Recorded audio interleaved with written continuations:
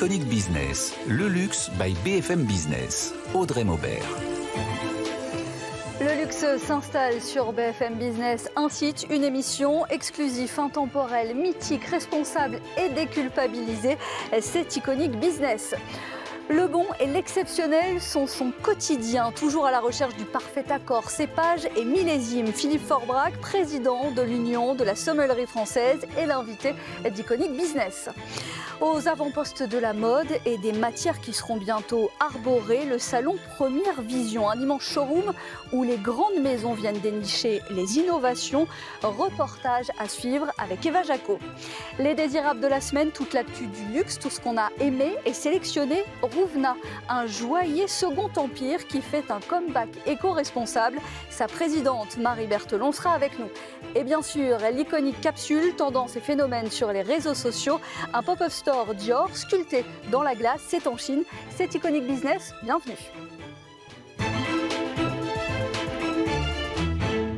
Un CV à faire pâlir, des distinctions en série. Philippe Forbrac, président de l'Union de la sommellerie française. Bonjour. Bonjour Audrey. Merci d'être avec nous. Meilleur sommelier du monde, 1992. Mof honoris causa, 2015. Meilleur sommelier de France, aussi restaurateur. Vous êtes un homme du vin, c'est comme ça qu'on peut vous appeler? C'est une passion plus qu'un métier? C'est une passion absolument dont j'ai fait mon métier, ce qui est quand même juste incroyable. Et puis voilà, une vraie récompense, j'allais dire, d'un déclenchement d'envie que j'ai eu il y a très longtemps. Parce que la première fois que j'ai goûté un vin, mon père m'avait autorisé à goûter un fond de vin. C'était vraiment, franchement, j'ai dû avoir une quinzaine d'années. Et c'était un muscat de Baume de Venise, donc un vin doux avec ses saveurs extrêmement fruitées et très, très aguichantes, très avenantes. J'avais trouvé ça juste incroyable en me disant « Ah, c'est ça le vin finalement ». Et donc, voilà. Puis après, j'ai fait des études de cuisinier. Et c'est en cuisinant que je me suis dit, mais bon, ok, je cuisine, mais est-ce que le vin influence finalement la perception que j'ai du plat que je suis en train de réaliser? Et cette question me titillait. Et donc, c'est une question qui vous a accompagné et qui vous accompagne encore. Qui m'accompagne encore.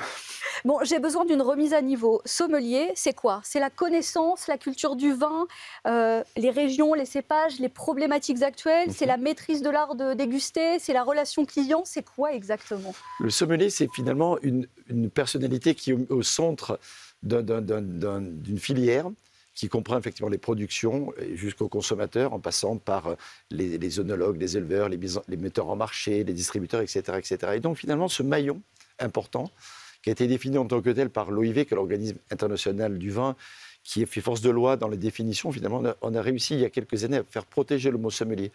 Parce que sommelier, pour nous, c'est très connu et c'est très identifiable. Dans certains pays, ce n'est pas le cas. Ouais, c'est juste un serveur ou quelqu'un qui s'occupe de certaines activités au niveau du restaurant, etc. Nous, c'est sommelier et on sait à quoi ça correspond. Donc, la définition, c'est la personne qui s'occupe au sein d'un établissement de restauration ou de cave de la connaissance du service, de la mise en valeur du vin, finalement, impliquant le sourcing, la gestion, le conseil, la conservation, enfin, etc. Tous ces éléments-là. Dans l'univers du sommelier, il y a le vin, iconique s'il en est, mais pas que. Les spiritueux, les bières, les sakés, les cidres, les eaux, les cafés, les thés, tout ça font partie de l'univers du sommelier. Oui, un univers très large. Et justement, on va le voir avec ce fameux concours du meilleur sommelier du monde. On va balayer avec Nathan Cocampo les épreuves.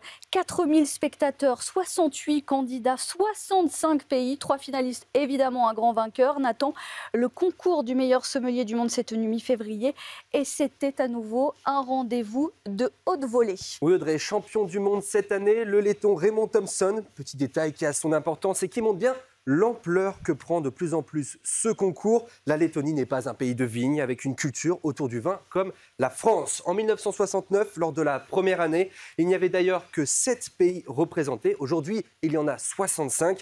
Alors, pour décrocher le célèbre titre tous les 3 ans, un vrai parcours du combattant entre questions d'actualité, exercices pratiques dans une salle de restaurant reconstituée avec de faux clients et dégustation à l'aveugle. Il y en avait pour tous les goûts. Les candidats devaient aussi ouvrir une bouteille de vin abîmé ou encore estimer le prix de n'importe quelle bouteille dans le monde. Des candidats jugés par des anciens champions du monde. Des épreuves chronométrées, rigoureuses sur tout type d'alcool et non plus uniquement le vin, comme l'épreuve de retrouver les éléments manquants d'un cocktail. Et une nouveauté, Nathan, cette année, une épreuve qui sort un peu du cadre classique, si on peut dire, de ce concours. Les candidats avaient 2 minutes pour identifier 5 boissons non alcoolisées, puis ils devaient imaginer en 3 minutes un menu vegan qui s'associe bien avec. Et pour ajouter un peu plus de difficulté, l'épreuve devait se faire dans une langue étrangère. Alors voilà, l'idée étant de s'adapter aussi aux évolutions de la société. Le vainqueur de ce concours prestigieux a évidemment l'assurance d'une belle carrière par la suite dans les meilleurs établissements du monde. Jusqu'à présent, 6 sommeliers français ont décroché le titre. Alors même si la France n'a pas gagné le concours cette année, un mot de Pascaline Lepelletier. L'Angevine a terminé à une belle 4e place. Toujours pas de femme championne du monde, mais cela ne saurait tarder. On est avec un des rares, justement, champion du monde. Philippe Forbach, ça veut dire que quelles sont les qualités à avoir pour accéder à cette victoire? C'est un vrai décathlon. C'est un vrai exercice sportif de très haut niveau, d'excellence, et qui fait appel à la fois des qualités de rigueur, d'organisation et de formation. Et finalement, on s'aperçoit que pour gagner, ce n'est pas suffisant. Il y a l'expérience, il y a aussi l'adaptabilité instantanée à la compréhension de la question. Et tout ça, c'est la magie de la compétition. Franchement, Pascaline qui arrive 4e, c'est juste une sommelière d'exception. Mm-hmm. Et on a travaillé avec elle pendant toute cette préparation parce que j'étais moi le président du comité d'organisation. Mais vous l'avez rappelé en introduction, je suis le président de l'Union de la sommelier française, donc je préparais cette candidate. C'est pas moi qui m'occupe des épreuves, donc j'étais très libre de pouvoir la préparer autant que faire se peut. Et donc, du coup, elle a vraiment beaucoup de talent. C'est sa première participation. Elle arrive quasiment au pied du podium. C'est déjà exceptionnel comme place, 4e sur le monde. Il y a 55 000 membres dans l'association de la sommellerie internationale. C'est devenu démentiel entre les pays représentés et les candidats. Mm-hmm. On a vraiment changé d'univers. Absolument. Ça a pris une dimension extraordinaire et du coup un rayonnement aussi extraordinaire. Le concours, il a comme vocation de faire bien sûr émerger un gagnant ou une gagnante. Raymond Thompson, le laiton, magnifique. Mais bien entendu, la victoire, elle est aussi collective. C'est faire parler de notre métier, c'est susciter des vocations. Mm-hmm. On a invité pour cette belle finale qui a réuni plus de 4000 personnes, effectivement, 500 jeunes élèves des écoles hôtelières de France. Pour leur faire vivre cette expérience. Il y avait des gens de tous les univers qui étaient là, y compris pas des gens du métier qui étaient présents à cette finale.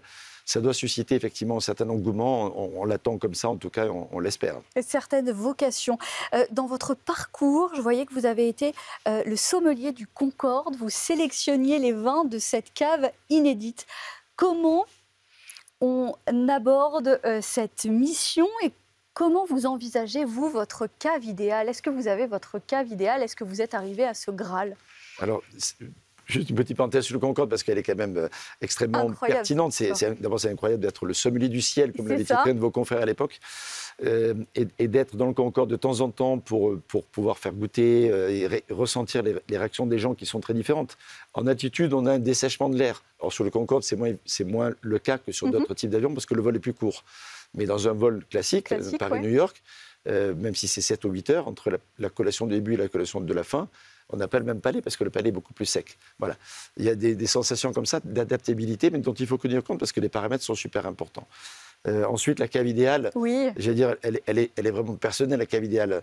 Il faut qu'elle corresponde à son mode de vie, à ses envies. Il faut des grands noms et des pépites, des découvertes. Absolument. Comment ça se constitue? Au fil d'une vie, j'imagine déjà. D'abord, c'est le parcours d'une vie, une cave, absolument. Et c'est souvent une cave que l'on fait en partie pour soi, et c'est légitime, mais aussi souvent comme une transmission, un héritage. Finalement, il y a toujours la règle quasiment des 80-20.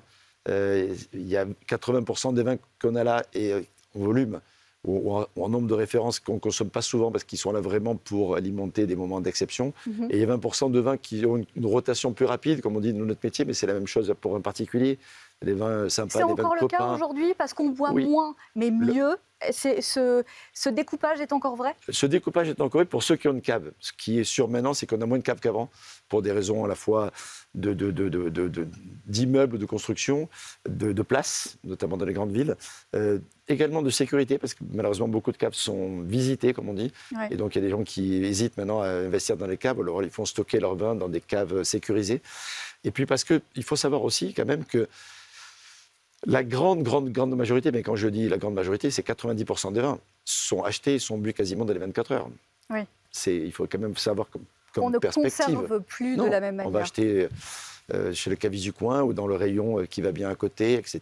Ou on rentre de vacances avec un carton, finalement, on le boit très vite. Donc, il y a les vins sont peu conservés. Mais 10% sur le volume produit, notamment en France, et sur le volume consommé, ça représente quand même de nombreuses bouteilles. Est-ce que je vous fâche si je vous demande le meilleur vin en France ? Est-ce que vous arrivez Vous ne me fâchez à... pas, vous allez peut-être me fâcher avec certaines personnes, mais bon, c'est très, très compliqué. On peut avoir un affect particulier en fonction peut-être aussi des moments de sa vie.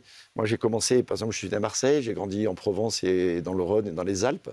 Mes premiers vins, et j'ai toujours beaucoup d'affection. J'ai parlé tout à l'heure du Muscadum de Venise, mais oui. Le Châteauneuf-du-Pape, les vins de Côte-Rôtier, les Hermitages, les grands vins de la vallée du Rhône, par exemple, c'était des vins qui me parlaient. Autant que les Bandoles ou que les vins de Palette à côté d'Aix-en-Provence, qui sont pour moi des très grands vins. Après, mon goût a évolué vers le bordelais, et aussi, toutes les pépites de bordelais sont juste incroyables, avec un petit affect particulier pour les vins de Pauillac, par exemple, les Saint-Julien, ou encore les Pomerol ou les Saint-Émilion.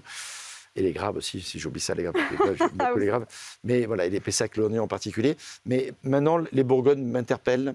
Je trouve qu'en Alsace, on a des blancs qui sont juste devenus, même des rouges aussi, des Pinot Noirs d'Alsace qui sont juste incroyables. Et puis on découvre aussi au fil du temps, parce qu'ils ont aussi beaucoup évolué en qualité, les vins des autres régions, comme on disait avant, le Sud-Ouest, le Languedoc-Roussillon, juste incroyable pays aujourd'hui de grands vins importants, la Corse, etc. J'ai presque cité tout le monde finalement, mais c'est la vérité, on est gâtés. Chaque semaine dans Iconic Business, les iconiques de l'invité. C'est en somme ce que le luxe est pour Philippe Forbrac. Évidemment, on retrouve sur ce top 3 une bouteille et pas n'importe laquelle. C'est vrai. Romanée Conti, je crois que c'est ce que j'ai finalement confié. Ouais, c'est ça. Oui, c'est pour moi la bouteille de vin la plus mythique qui soit dans le monde. J'ai eu la chance d'en goûter quelques fois. C'est le vin qui m'a récemment donné le plus de frissons. Parce que le sommelier n'est pas juste là pour déguster, décrire la robe scintillante, limpide, etc., les parfums de fruits noirs, de violettes qu'on peut avoir sur un vin de bonne romanée, et en particulier Romanée Conti, et voilà, d'évoquer la texture et le soyeux en bouche. Mais quand, au moment donné, les grands vins, on s'en aperçoit quand finalement on ne se sent plus de parler, d'exprimer des mots qui ne sont pas finalement à la hauteur de son émotion. On parlait de l'accord mets et vin, et évidemment, dans votre top 3, dans vos iconiques, un dîner chez Guy Savoy, qui n'est autre que le meilleur restaurant du monde. Ça va avec. Oui, absolument. Je viens de parler de Guy parce que c'est quelqu'un que j'aime beaucoup et j'ai la chance de le connaître depuis un certain temps. Mais quand on est dans un endroit comme ça, il y a tout. Le lieu, déjà, impose dans sa magie, mais n'impose pas de retenue quelque part. On s'y sent bien. On n'est pas impressionné par le lieu, on est juste enthousiasmé par le cadre. Ensuite, la magie des gens qui travaillent chez Guy Savoy depuis longtemps, la fidélité de ses équipes, notamment son sommelier Sylvain Nicolas, voilà, son maître d'hôtel iconique berlinois qui a un accent juste incroyable, et toutes les équipes de façon générale. Et puis la cuisine qui est faite de produits précis, équilibrés, de saveurs dont on se souvient, la fameuse soupe aux artichauts, truffes et parmesan avec la petite brioche feuilletée à truffes. C'est juste quelque chose qui, moi, me parle depuis longtemps, qui est très difficile d'ailleurs à associer avec un vin, parce que l'artichaut, c'est pas simple, mais avec des grands blancs un peu scintillants, notamment de la vallée du Rhône, ça passe très bien. Un Saint-Joseph, à l'Hermitage, quelque chose comme ça, ou un Châteauneuf-du-Pape blanc. Et ce que vous aimez aussi, c'est un voyage en Polynésie pour finir ce troisième iconique. Et je finirai par une question subsidiaire. Quelle est la bouteille qui vous manque ? Celle que je n'ai pas encore goûtée. Celle qui vous fait rêver peut-être. Ça donne des perspectives. Merci beaucoup Philippe Forbrac d'avoir été avec nous, président de l'Union de la sommellerie française. Merci d'avoir été dans Iconic Business. Dans un instant, les désirables de la semaine, notre sélection dans l'actualité du luxe. Tout de suite, l'Iconic Capsule. L'Iconic Capsule est cette boutique éphémère Dior en Chine. Elle est directement sculptée dans la glace. Eva Jaco. Dior a installé une reproduction de son adresse mythique située au 30 avenue Montaigne. Ici, il s'agit d'une sculpture de glace située dans une station de ski en Chine. À l'intérieur, on retrouve les modèles iconiques de la marque, comme par exemple le sac Lady Dior, la veste Dior Bar ou encore le parfum Miss Dior. À quelques mètres de ce palais de glace se trouve un café Dior et une boutique en bois imaginée autour des collections hiver designées par les directeurs artistiques Maria Graziaciuri et Kim Jones. Et puis, pour ceux qui n'ont pas prévu de se rendre en Chine, un pop-up store virtuel est disponible sur le site internet de Dior. Dior Vibe vient compléter tous les écrins éphémères que la Griffe dispose dans les villes du monde entier. Les désirables de la semaine, tout ce qui nous a fait envie, séduit et intrigué ces derniers jours.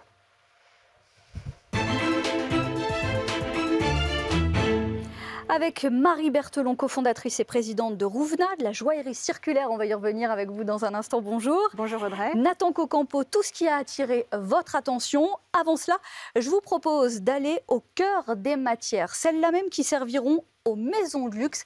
Reportage dans Iconic Business. Nous sommes au salon Première Vision Paris dans l'espace Maison d'exception dédié au savoir-faire artisanaux rares. Ici, 26 ateliers issus de 5 pays exposent leurs techniques et savoir-faire exceptionnels, ce qui représente une mine d'or pour les maisons de luxe.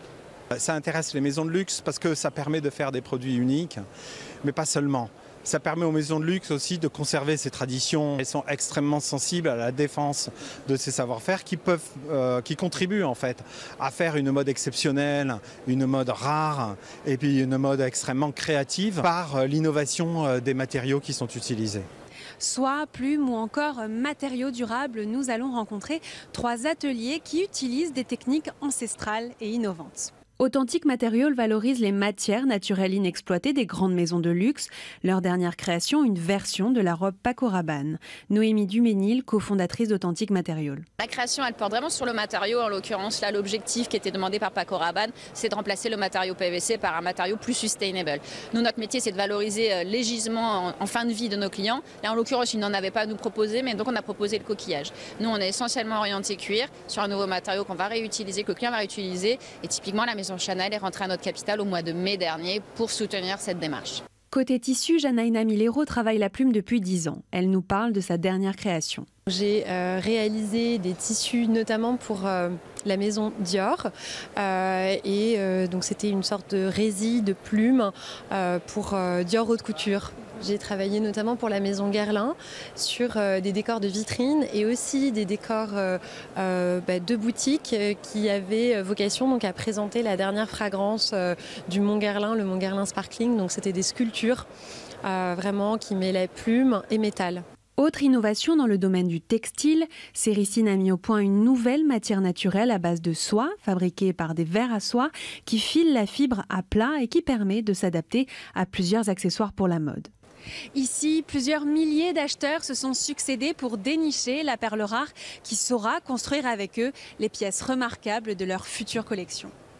Eva Jacot dans les désirables de la semaine. On poursuit avec ces infos, Nathan Cocampo, et cette nouvelle collaboration dans la gastronomie. Il y en a toutes les semaines. Oui, le chef Sylvestre Wahid s'associe avec la maison Gucci dans son restaurant étoilé Les Grandes Alpes à Courchevel.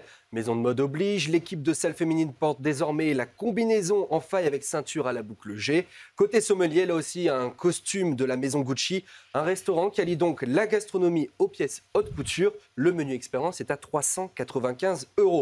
Et Audrey, je vous propose maintenant un yacht, le Sealand 120 Explorer, 36 mètres de long, entièrement alimenté par énergie solaire. Et avec un petit plus, ce yacht possède un aire d'atterrissage pour une voiture volante. Une voiture volante de 4 places qui, sur le papier, peut voler jusqu'à près de 300 km/h pendant 1 heure. Bon, il manque encore quelques certifications nécessaires. Mais le petit bonus, c'est Nemo, un sous-marin 2 places allant jusqu'à 100 mètres de profondeur. Le package est attendu pour 2024. Ouais, ça ne s'arrête pas du côté des yachts et aussi du côté de Giorgio Armani où un yacht se dessine par ailleurs. Rimowa dévoile une collection capsule avec Palace. Là, la collaboration est un peu plus étonnante. Une valise cabine moderne et atypique. Elle est le fruit d'une collaboration donc entre Rimowa, spécialiste du bagage de luxe depuis 120 ans, propriété d'LVMH, et le label de skateboard britannique Palace. La valise aux finitions en argent est produite en seulement 500 exemplaires. Et en parallèle, une planche de skate en bois d'érable canadien est aussi en édition limitée. Objectif pour Rimowa, attirer une nouvelle clientèle plus jeune. Et on finit avec cette actualité dans les NFT. Vous le savez, Les marques de luxe se positionnent de plus en plus sur ce domaine et c'est au tour d'Yves Saint Laurent d'enrichir à nouveau sa collection à l'occasion du lancement de sa campagne Black Opium avec Wunderman Thompson, une agence partenaire. L'ambition est à nouveau de pousser les clients à acquérir en parallèle de l'achat physique leurs produits en actifs numériques. Oui, c'est toujours l'occasion de se réinventer et de prolonger l'expérience. Merci Nathan Cocampo. Avec nous, Marie Berthelon. On parle de Rouvenat, de la joaillerie, mais pas n'importe laquelle. Vous avez fait vos classes chez Hermès et Cartier, comme ceux avec qui vous avez réveillé Rouvenat. Pourquoi avoir choisi cette maison, une maison Second Empire ? Bonjour Audrey, merci de m'inviter aujourd'hui. Je suis très heureuse de vous parler de ce projet car Rouvenat a été relancé il y a tout juste 2 mois. On est une jeune maison avec un très ancien bagage. Alors effectivement, la joaillerie du Second Empire, elle n'est pas forcément très connue. Non. Elle n'est pas forcément très prisée, ni très à la mode. Et en fait, en allant fouiller un peu dans ces joailliers du Second Empire, j'ai eu la joie de retomber sur ce nom, Léon Rouvenat, qui en fait a été un des plus grands joailliers du Second Empire. Un homme assez extraordinaire, je vous parlerai un petit peu de lui, qui, à sa façon, a révolutionné le monde de la joaillerie de l'époque en l'emmenant vers l'ère industrielle. C'était un habitué des expositions universelles, plutôt un audacieux qui cassait les codes. Qui cassait les codes, en tout cas qui se poussait à les réinventer. Il a effectivement participé à la première exposition universelle qui a eu lieu à Londres, au Crystal Palace. Et ce que je trouve formidable dans son histoire, c'est qu'il est revenu en France en 1852 et que là, cet homme a ouvert la première manufacture de joaillerie au monde. En fait, c'est le point de départ du rayonnement mondial de la joaillerie française telle qu'on le connaît aujourd'hui. Et je trouve que ce moment est très fondateur. Et en fait, avec mes associés, on a eu envie de remettre en lumière ce nom endormi, faute de successeur. Oui, c'est ça, faute d'héritier. Exactement. La success story a disparu à l'époque. On lui doit pourtant notamment une broche de lilas constellée de diamants et vendue à l'impératrice Eugénie pour la petite histoire. Elle-même. En fait, Léon Rouvenat, dans sa manufacture, il ne s'est pas arrêté là. Il a ouvert ses portes, les portes de son atelier, et il s'est mis à accueillir en fait des têtes couronnées du monde entier. Ça, c'est assez révolutionnaire aussi d'une certaine façon parce qu'avant, les ateliers de joaillerie, c'était des tout petits endroits dans lesquels on n'accueillait pas. Là, les dignitaires du monde entier ont adoré cette expérience. Ils pouvaient venir avec leurs pierres, ils pouvaient voir la création avoir lieu sous leurs yeux. Léon Rouvenat a accueilli des sommités d'Amérique latine, de Russie.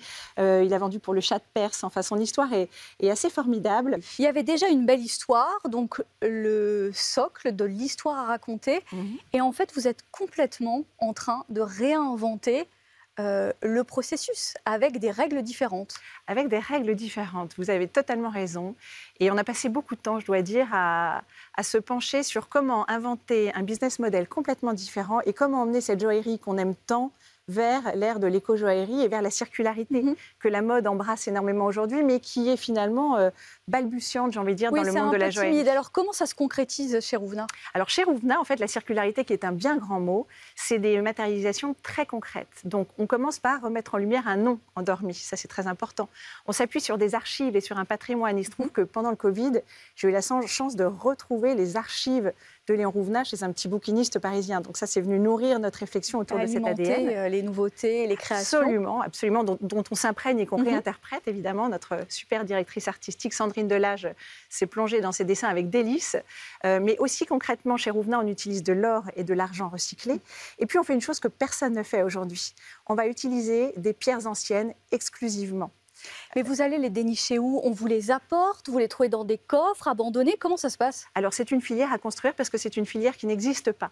Traditionnellement, en haute joaillerie, certaines pierres sont parfois réutilisées, mais personne aujourd'hui en joaillerie n'utilise de manière systématique ces pierres anciennes, alors qui dorment effectivement dans les coffres des particuliers qu'on invite à venir chez nous, d'ailleurs, au 416 rue Saint-Honoré, à Paris, pour venir nous apporter On peut vraiment parler d'écrin. Absolument, c'est un écrin assez unique, assez magnifique, dans lequel on aime accueillir des artistes.